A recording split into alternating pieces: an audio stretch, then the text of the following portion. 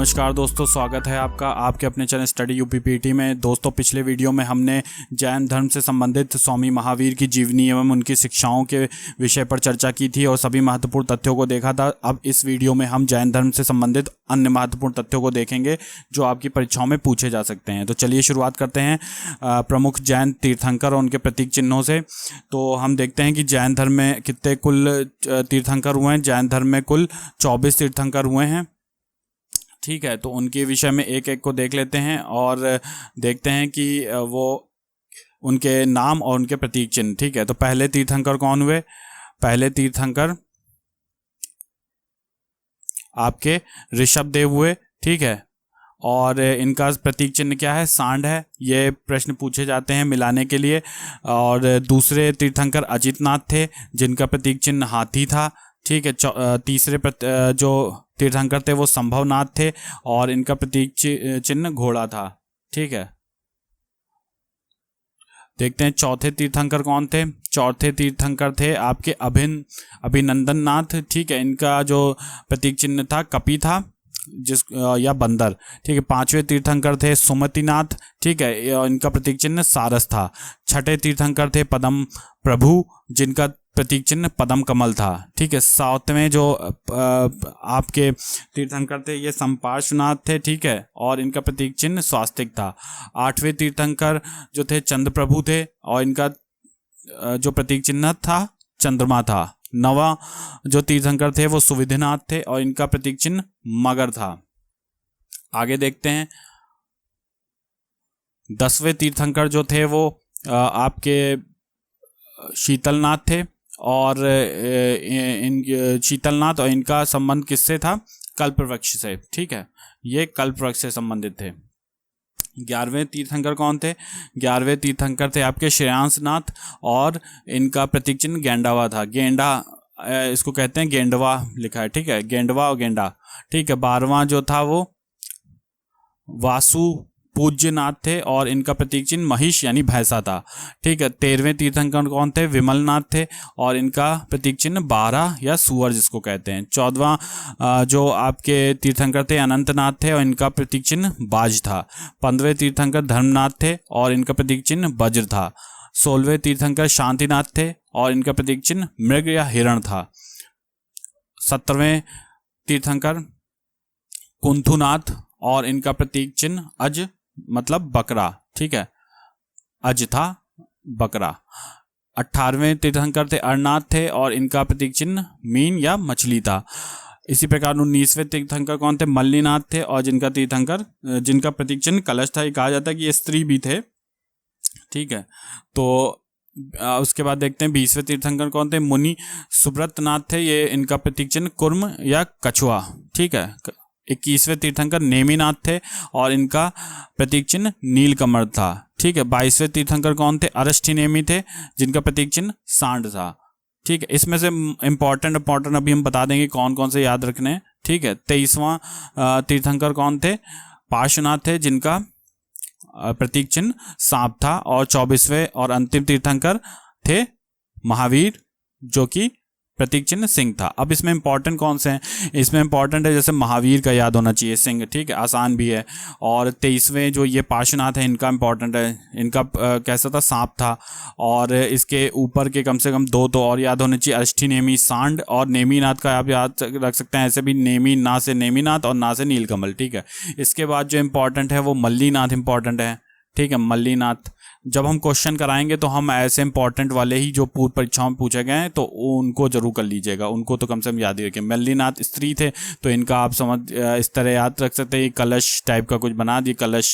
ठीक है, नेमिनाथ। उसके बाद इम्पॉर्टेंट में आपके आता है, ठीक है, इम्पॉर्टेंट और कौन से थे जो जिनका जैसे कुछ नाम रहा है, जैसे प्रदम प्रभु। ठीक है, पद्म प्रभु का आप याद रख सकते हैं।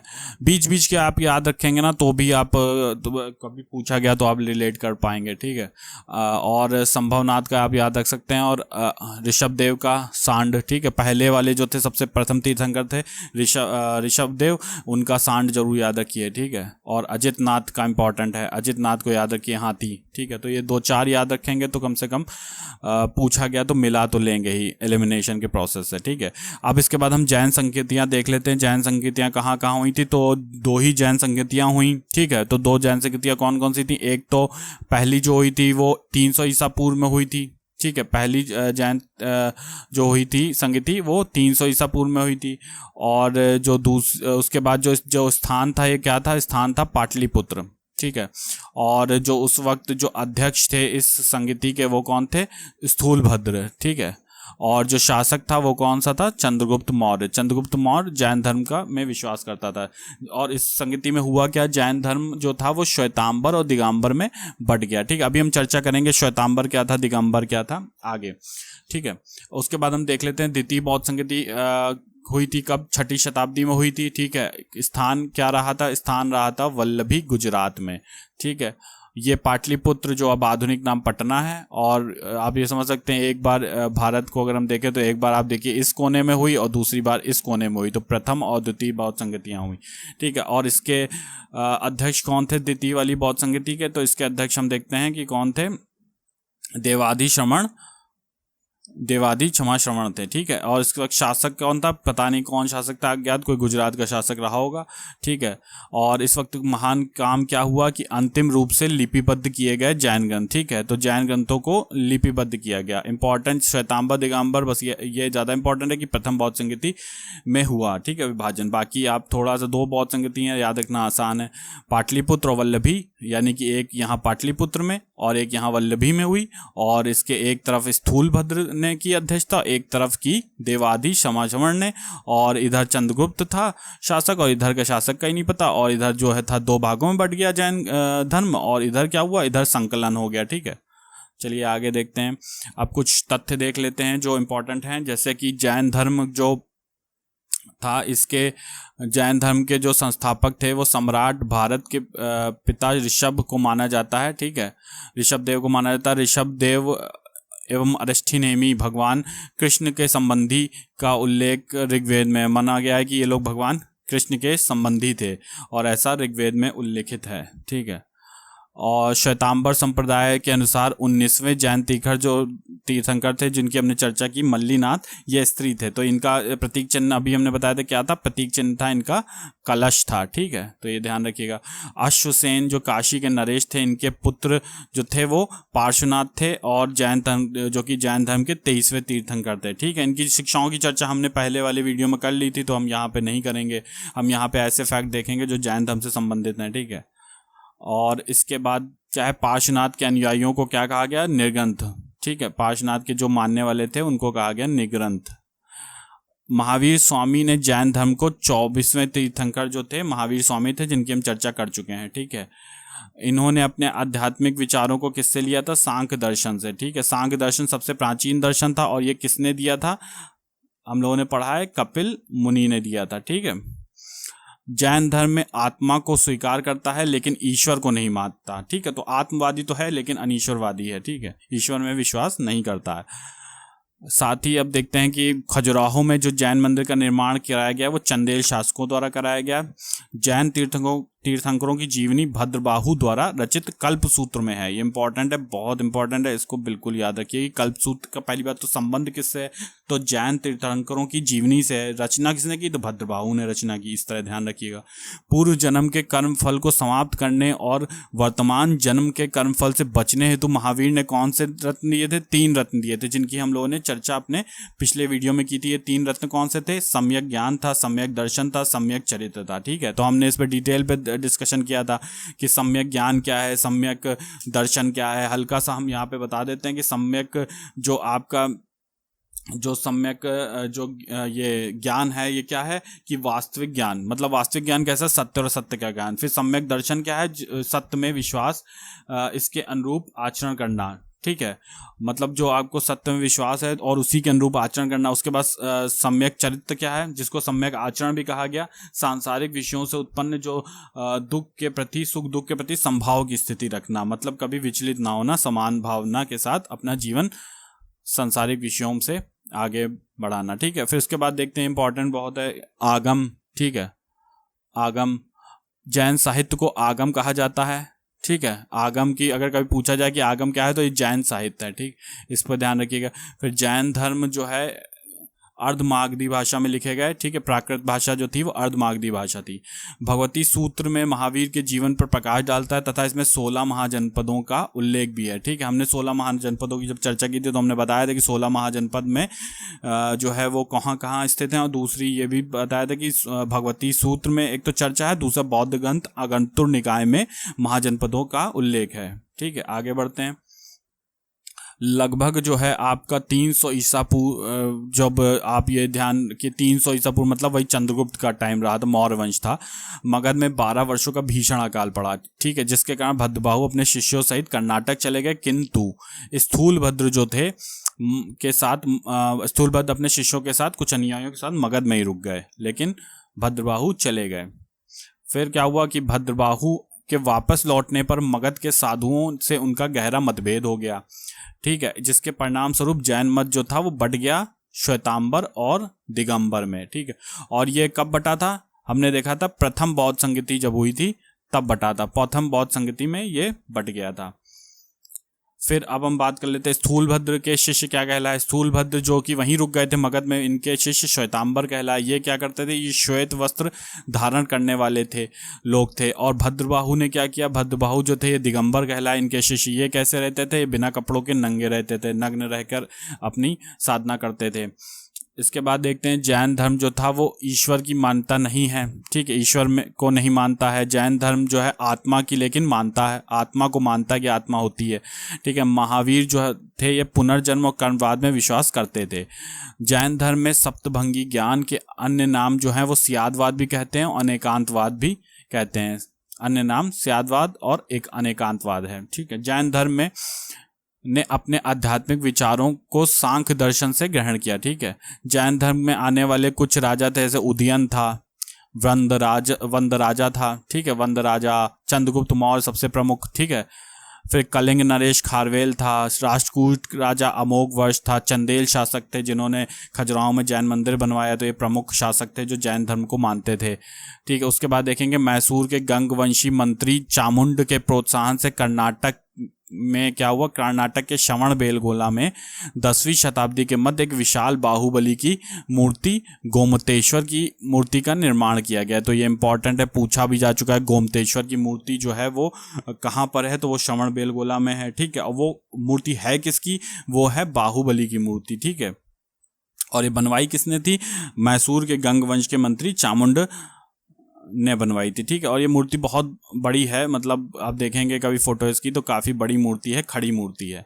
ठीक है, खजुराहो में जैन मंदिर का निर्माण चंदेल शासकों ने कराया। ठीक है, मौर्योत्तर युग में मथुरा जो था वो जैन धर्म का प्रसिद्ध केंद्र था। मौर्योत्तर युग मतलब मौर्यों के बाद जो आया समय, पुष्यभूति वंश जो वगैरह जो आए, जो उसके बाद के वंश थे, उसमें जैन धर्म का प्रमुख केंद्र मथुरा बन गया।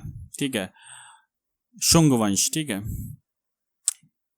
मथुरा कला का संबंध किससे है, जैन धर्म से। मथुरा कला का भी पूछा जाए कभी कि मथुरा कला का संबंध किससे है, तो जैन धर्म से। तो मथुरा ही चूंकि मेन केंद्र था उनके मौर्योत्तर युग के बाद शिक्षाओं का। ठीक है, जैन तीर्थंकरों की जीवनी किसने लिखी थी, भद्रबाहु ने कल्पसूत्र में लिखी थी, हमने अभी देखा। फिर जैन धर्म से संबंध देख लेते हैं कुछ, जैसे कि कुछ पर्वतों का संबंध है। अब जैसे कैलाश पर्वत था। ठीक है, ऋषभदेव ने यहाँ पे अपना शरीर का त्याग कर दिया था।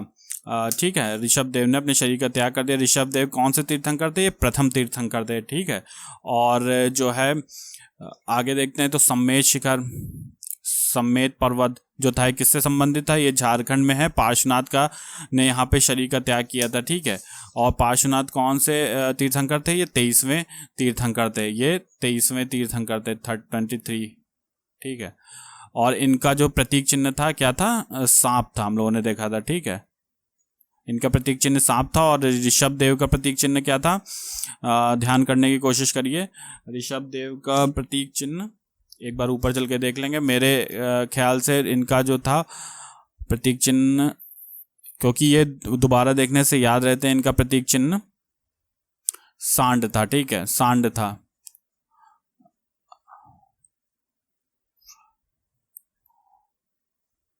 ठीक है, इसके बाद देखते हैं वितलांचल पर्वत किस लिए जैन धर्म में फेमस है। वितलांचल पर्वत जो था ये बिहार में महावीर का प्रथम उपदेश यहाँ पे हुआ था। ठीक है, फिर उसके बाद माउंट आबू पर्वत में क्या हुआ था? राजस्थान के दिलवाड़ा का जैन मंदिर, जो कि ऋषभ देव की मूर्ति है, इंपॉर्टेंट है, पूछा गया है। दिलवाड़ा का जैन मंदिर जो है कहाँ है? तो राजस्थान में जैन मंदिर, इसमें है क्या? ऋषभ देव की मूर्ति है। जो ऋषभ देव थे आपके, उनकी मूर्ति है, प्रथम तीर्थंकर जो थे, जिनका प्रतीक चिन्ह सांड था। ठीक है, अब इसके बाद श्वेतांबर दिगंबर की बात कर लेते हैं। इंपॉर्टेंट है क्योंकि जैन धर्म की शिक्षाएं, जैन धर्म से संबंधित कोई प्रश्न आ सकता है। ठीक है, तो श्वेतांबर क्या था? ये 13 पंथी कहलाता था और इसको दिगंबर क्या कहते थे? समैया कहते थे। ठीक है, अब देखते हैं श्वेतांबर में क्या था। श्वेतांबर में इस संप्रदाय में के प्रमुख जो थे कौन थे? स्थूलभद्र थे, जो कि मगध में ही रुक गए थे। ठीक है, और जो दिगंबर था, इसमें इसके संप्रदाय के प्रमुख कौन थे? भद्रबाहु थे, जो कि मगध से चले गए थे कर्नाटक। ठीक है, उसके बाद जो है श्वेतांबर ने क्या कहा कि मोक्ष प्राप्ति हेतु श्वेत वस्त्र त्याग आवश्यक नहीं है। उन्होंने कहा कि श्वेत वस्त्र पहन सकते हैं, जबकि इन्होंने दिगंबर वालों ने क्या कहा? इन्होंने कहा कि भैया जो है वस्त्र का त्याग आवश्यक है, क्योंकि महावीर ने भी वस्त्र त्याग दिए थे 12वें दिन अपने 13वें महीने में, जब उन्होंने संन्यास लिया था। ठीक है, इसी जीवन, और श्वेतांबर ने कहा कि इसी जीवन में स्त्रियां निर्वाण के योग्य नहीं हैं, स्त्रियों को जो है निर्वाण जीवन में नहीं मिल सकता। नहीं, इन्होंने जो है ये कहा था कि इसमें जो है ये होगा कि इसी जीवन में स्त्रियां निर्वाण के योग्य हैं, ये ऐसा मानते थे श्वेतांबर वाले। जबकि जो दिगंबर में मानते थे, जो नग्न रहते थे, इन्होंने कहा कि स्त्रियों के लिए जो है इस निर्वाण आवश्यक ही नहीं है। इन्होंने कहा कि निर्वाण आवश्यक ही नहीं है। ठीक है, और जो है आप देखेंगे तो कैवल्य प्राप्ति के उपरांत जो है भोजन की आवश्यकता इन्होंने कहा था, जबकि ये लोग मानते थे कि कैवल्य जब ज्ञान की प्राप्ति हो जाए, कैवल्य की प्राप्ति हो जाए, तो भोजन की आवश्यकता नहीं है। ठीक है, आगे देखेंगे तो ये महावीर को विवाहित मानते थे। कौन लोग? जो आपके जो श्वेतांबर थे, ये क्या मानते थे? महावीर को विवाहित मानते थे। ठीक है, महावीर को विवाहित मानते थे और कहते थे उनकी संतानें थी, जबकि दिगंबरों ने कहा है महावीर को अविवाहित मानते थे। ठीक है, ये 19वें तीर्थंकर मल्लीनाथ को स्त्री मानते थे। श्वेतांबर वालों की बात बता रहे हैं यहाँ पे, श्वेतांबर। ठीक है, मल्लीनाथ को स्त्री मानते थे, जबकि दिगंबर क्या कहते थे? भैया स्त्री नहीं है, क्योंकि इन्होंने तो कहा था कि स्त्रियां जो है उनको जरूरत ही नहीं है कैवल्य की, यानी मोक्ष प्राप्ति की। ठीक है, जैन जो ग्रंथ था आगम, ठीक है, ये जो थे ये जैन ग्रंथ को स्वीकार करते थे, आगम को, जबकि इन्होंने कहा कि जैन ग्रंथ जो आगम है उसको अस्वीकार कर दिया। ठीक है, आगे कुछ देखते हैं। ये श्रवणबेलगोला की हम देख चुके हैं कि मूर्ति जो है, इसमें कुछ और डिटेल देख लेते हैं। गोमतेश्वर की मूर्ति कर्नाटक के हासन जिले में है, श्रवणबेलगोला में। बिना किसी सहारे खड़ी पत्थर की से निर्मित विश्व की ऊंची प्रतिमा स्थापित की गई है। गोमतेश्वर या बाहुबली जैन धर्म के प्रथम उपदेशक ऋषभ देव के पुत्र थे। ठीक है, और प्रत्येक 12वां वर्ष के बाद इस मूर्ति को विधि विधान से दूध, दही और घी से स्नान कराया जाता है। इस प्रक्रिया को क्या कहा जाता है? महामस्तकाभिषेक। ठीक है, ये इंपॉर्टेंट है। महामस्तकाभिषेक जो है ये गोमतेश्वर की मूर्ति के लिए किया जाता है। ठीक है, इसके बाद देखेंगे कि जैन बच्चों को आचार नियमों का उल्लेख किसमें है? आचरण सूत्र में उल्लेखित है। आचरण सूत्र में रूल्स बताए गए हैं, मतलब एक तरीके से आचार विचार बताए गए, आचार नियम बताए गए हैं कि जैन बच्चों को कैसे रहना चाहिए। परष्टि पर्वन की रचना किसने की थी? हेमचंद सूरी ने की थी। इंपॉर्टेंट है, ध्यान रखिएगा ये परष्टि पर्वन। इसके बाद देखते हैं कि महावीर ने प्राकृत भाषा में धर्म का प्रचार किया तथा जैन धर्म के प्रचार के लिए पावापुरी में एक जैन संघ की स्थापना की। ठीक है, ये इंपॉर्टेंट है। महावीर ने प्राकृत भाषा में प्रचार किया था और जी, तो अब यहाँ पे कुछ जैन धर्म से संबंधित कुछ महत्वपूर्ण तथ्य देख लेते, मतलब कुछ बात देख लेते हैं। जैसे संलेखना हमेशा चर्चा में रहता है, तो संलेखना क्या है? जैन दर्शन के अनुसार इसका शाब्दिक अर्थ है अच्छाई का लेखा जोखा करना। ठीक है, जैन दर्शन में संलेखना शब्द उपवास द्वारा प्राण त्याग के संदर्भ में आया है। ठीक है, जैन संलेखना को प्रायः संथारा नाम से भी जाना जाता है। संथारा प्रथा के अंतर्गत जब किसी व्यक्ति को लगता है कि उसकी मृत्यु के निकट है वो, तो वह स्वयं को कमरे में बंद कर अन्न जल को त्याग देता है और मौन व्रत धारण कर लेता है। इसके बाद वो किसी भी दिन अपना देह को क्या करता है? त्याग देता है। तो दोस्तों, हमने ये कुछ महत्वपूर्ण बातें देखी जैन धर्म से संबंधित। तो ये 2 वीडियो में हमने जैन धर्म को पूरा कंप्लीट कर दिया है, और अब इसके बाद अगले वीडियो में हम जैन धर्म से संबंधित पूर्व परीक्षाओं में आए हुए प्रश्नों को हल करेंगे। ठीक है, तो चलिए फिर, आपका बहुत बहुत धन्यवाद। नमस्कार।